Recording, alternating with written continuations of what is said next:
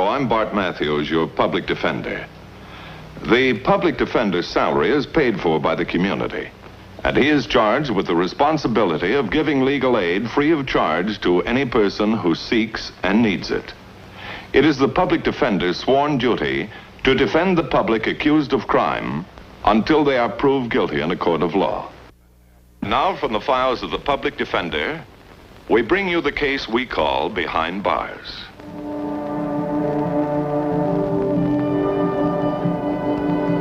One of those sudden, hard-to-explain accidents, Mr. Matthews. A flash explosion in one of the boilers turned the place into a sea of escaping steam and flying metal. Is that where this Mrs. Smith was hurt? Yes, she was badly burned over her arms and body. She suffered horribly. She thought she was going to die. And that's when she began crying for her baby. Her baby? She wanted to see her child before she died.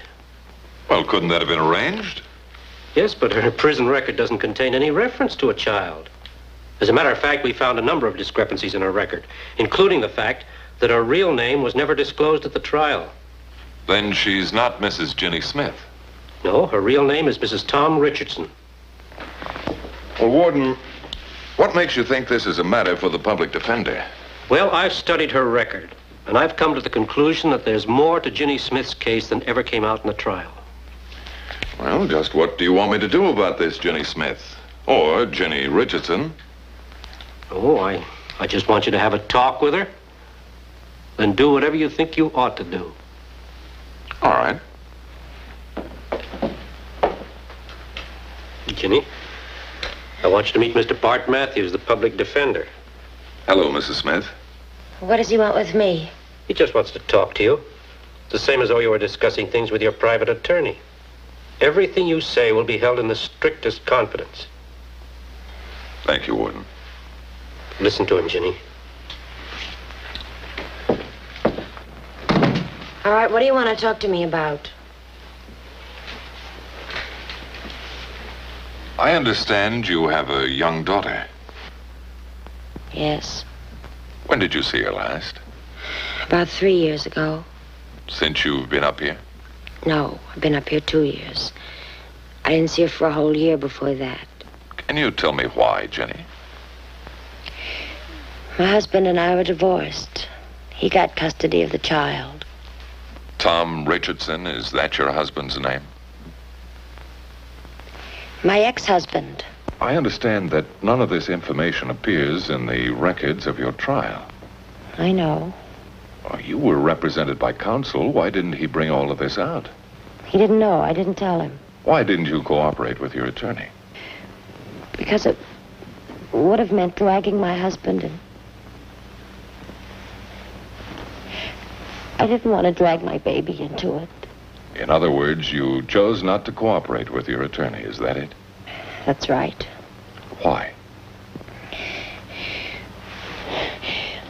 Why don't you leave me alone? I'm doing my time up here. Jenny, if you want to see your baby again, you must cooperate with me. Why did you hide your identity? Why didn't you allow your husband to come forward and testify in your behalf? Why, Jenny? Because I've caused him enough trouble already. The way our marriage broke up was all my fault. Mr. Matthews, I was an alcoholic. I see. I had to leave. I had to go my own way. And then finally I got so tired. I was so alone. All I cared about was a roof over my head. Someplace to crawl in and rest.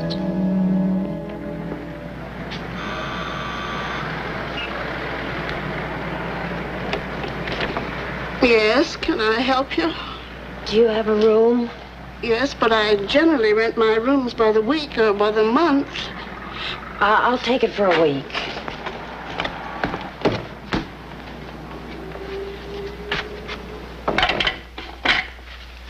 Do you have any references? References? No. Oh, just thought I'd ask. No one has references anymore. All right, young woman, I'll show you what I have. Thank you. Don't thank me until you see if you like the room. My name's Mrs. Bassett. Oh, I'm sure I'll like it. What'd you say your name was? Smith. Mrs. Ginny Smith. Yeah, I've heard that one before. Well, Mrs. Bassett, don't you usually knock before entering a gentleman's room? Oh, excuse me, Mr. Redmond. Oh, this poor head of mine, these headaches. I don't know what they'll cause me to do next. Imagine not even remembering you changed rooms this morning. Will you forgive me? Sure, I'll forgive you. Is this one of your new roomers? Yes, and her name's Mrs. Smith. I'll show her your old room. Mrs. Smith. Pleased to meet you, Mrs. Smith. Oh, this is more like it. My poor head, I'm getting more and more forgetful every day.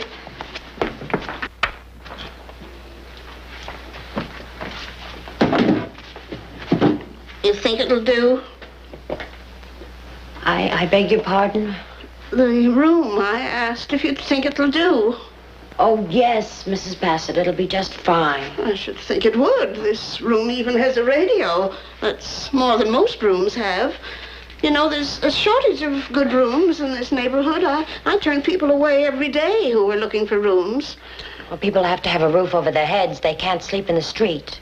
I run a respectable place, and I usually know something about the people I take in. A person can't be too careful these days. Well, you won't have to worry about me, Mrs. Bassett. Mm-hmm. Well, the rent's payable in advance, $10. Do you want it all at once? All at once. All right, $10. Oh, that's fine. Did you say the name was Mrs. Smith? Yes, I did. That's what they all say. They can't expect me to believe them, though. I may be old and sick, but I'm not blind. Well, whether you believe it or not, it is Mrs. Smith. Oh, if you say you're married, young lady, I won't argue with you. It's your own business, not mine. I was married. I'm not now. Divorced? Yes. I don't approve of divorce. I was married to the same man for 41 years. Mr. Bassett, he was. A kind old gentleman. He was always so nice to me whenever I felt poorly. I say there's something wrong with a woman who can't hold on to a man. Mrs. Bassett, I'm sorry, but I'm so tired. Do you mind? Oh, excuse me. These awful headaches bother me so. Remember now, rules of the house. No men visitors and no drinking. Yes, Mrs. Bassett, I'll remember.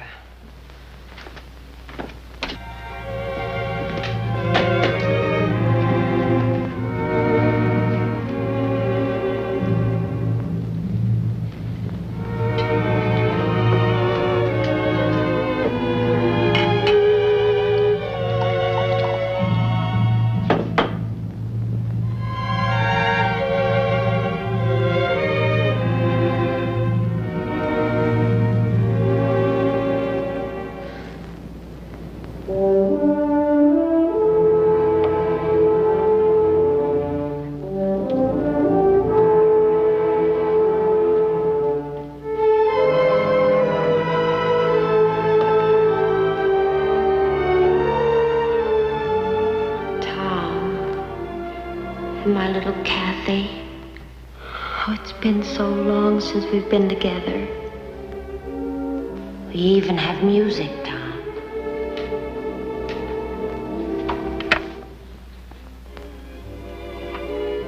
Kathy should be talking by now. She's almost 2 years old.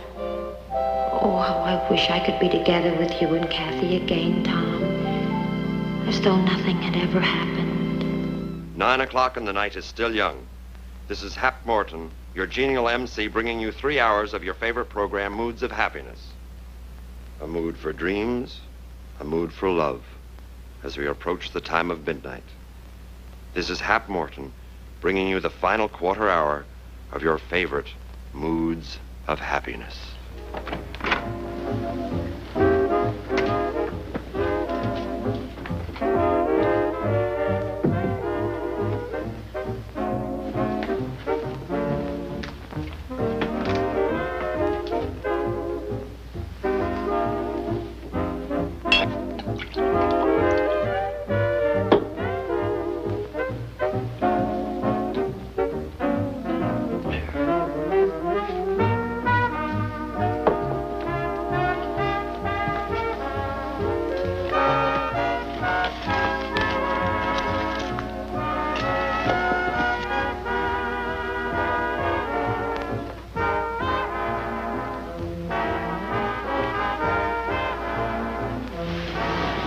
Hang on.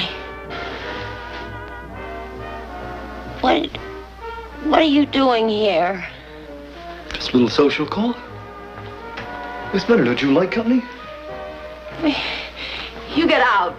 What do you want? Hey, hear the music? They're playing our song.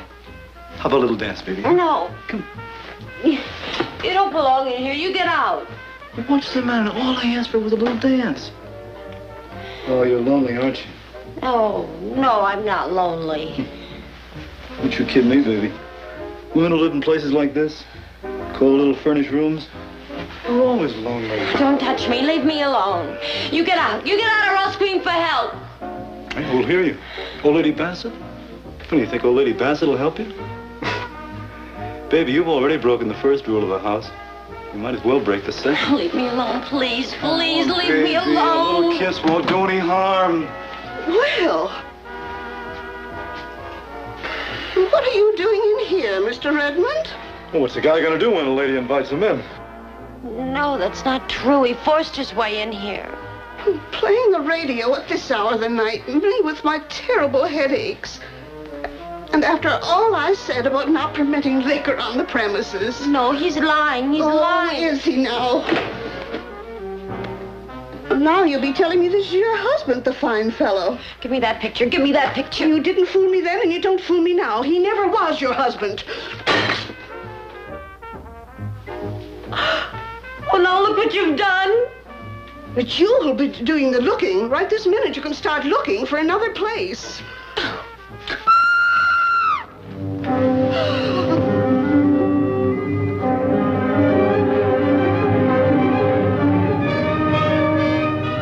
What's wrong with her? The way she's lying there. She's not dead. She can't be dead. If she is, baby, you know who killed her.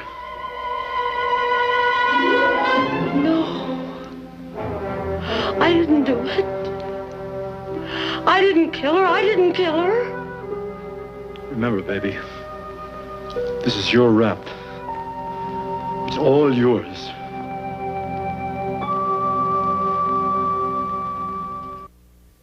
According to the bill of particulars that resulted in your indictment for murder, you were charged with beating Mrs. Bassett to death.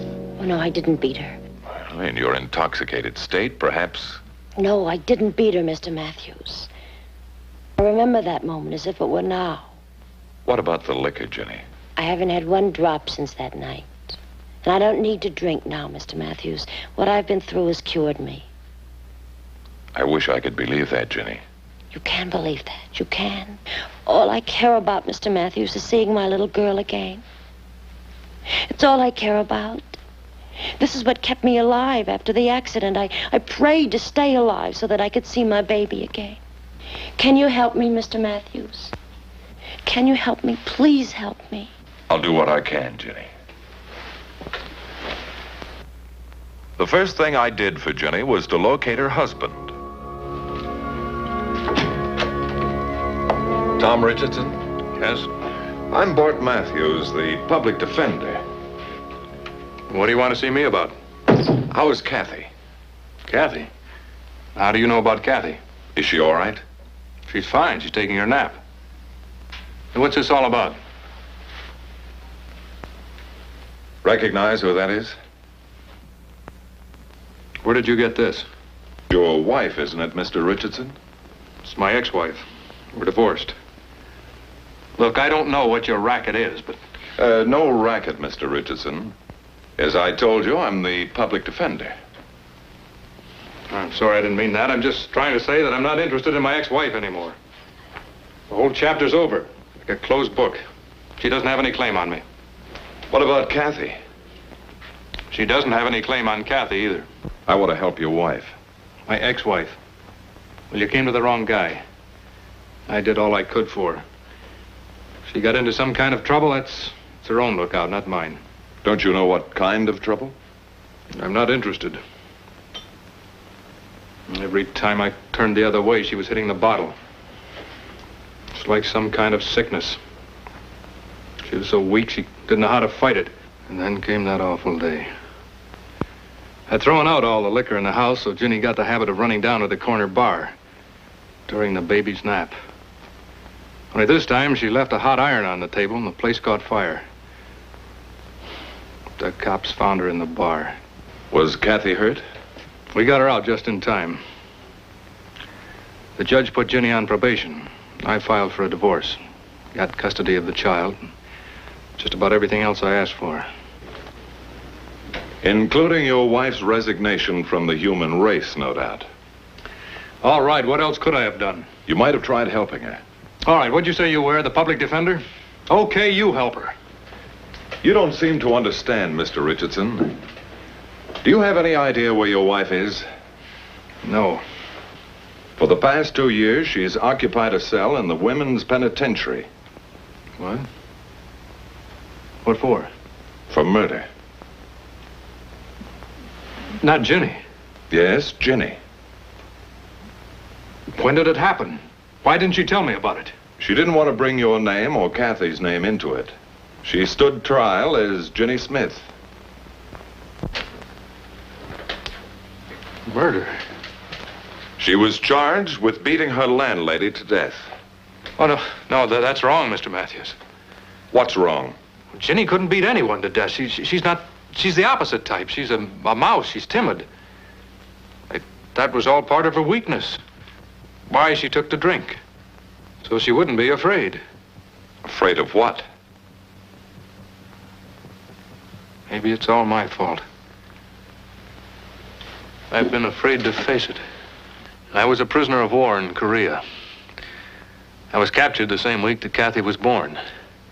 They held me for 11 months, including locking me up in a hole for 22 days.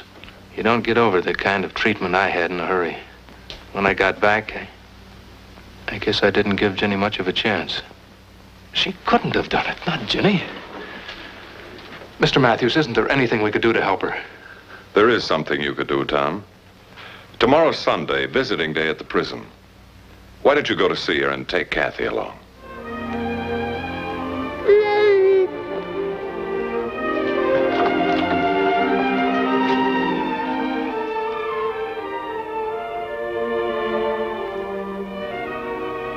It would really help her if she could see Kathy. We'll be up there, Mr. Matthews. Both Kathy and I. While Tom Richardson and Kathy were renewing their acquaintance with Kathy's mother, I went over the records of the case. It soon became evident that the key to the entire matter was the witness named Al Redmond, who was present in the room when the murder was committed, if it was a murder. We asked the police department to aid us in locating Mr. Al Redmond. Morning, Mr. Matthews. Hello, Bill. Did you locate Redmond? I found him in another rooming house not 3 blocks from the scene of the crime. What are we waiting for? Let's go.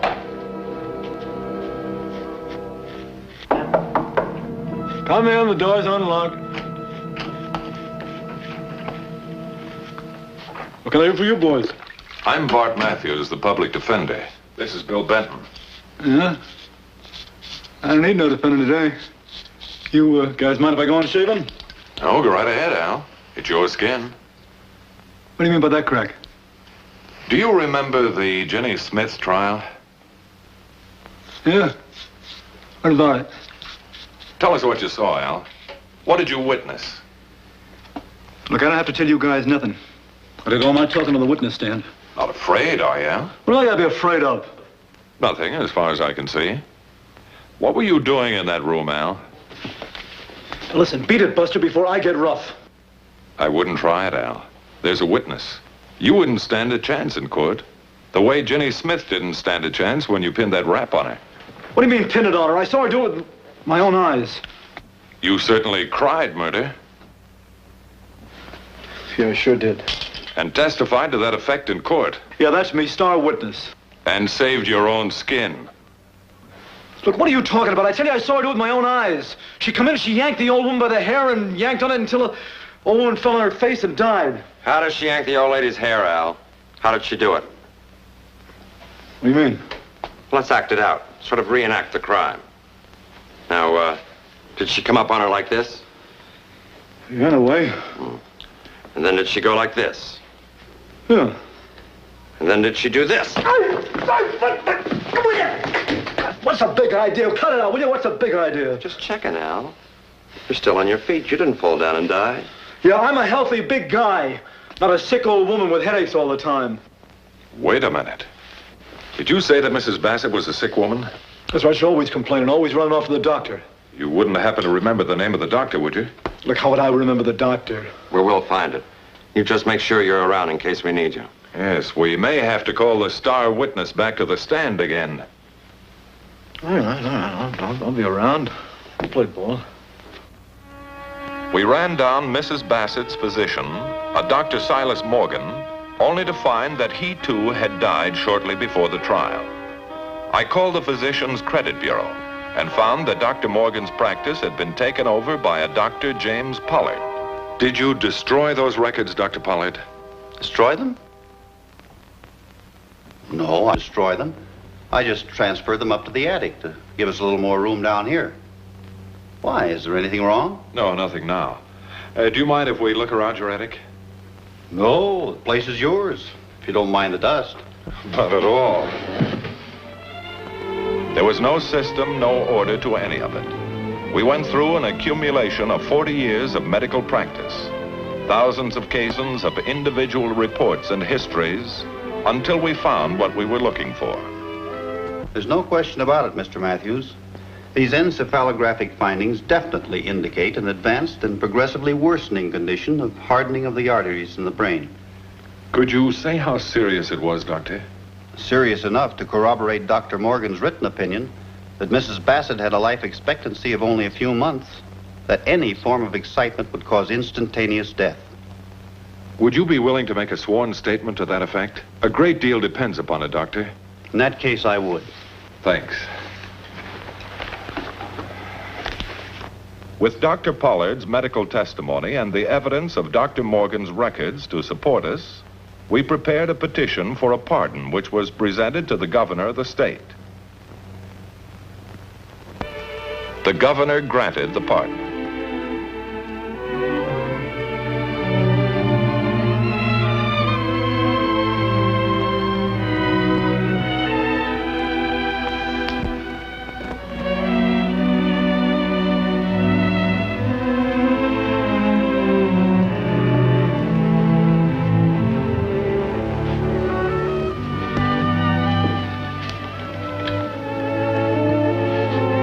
Forget what you've done for us.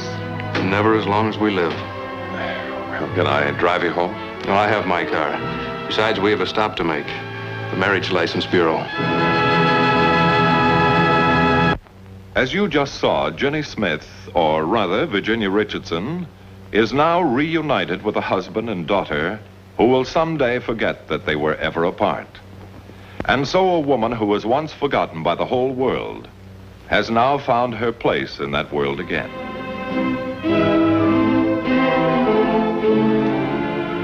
We congratulate Public Defender James D. Cosgrove and his staff for outstanding achievement in the cause of justice.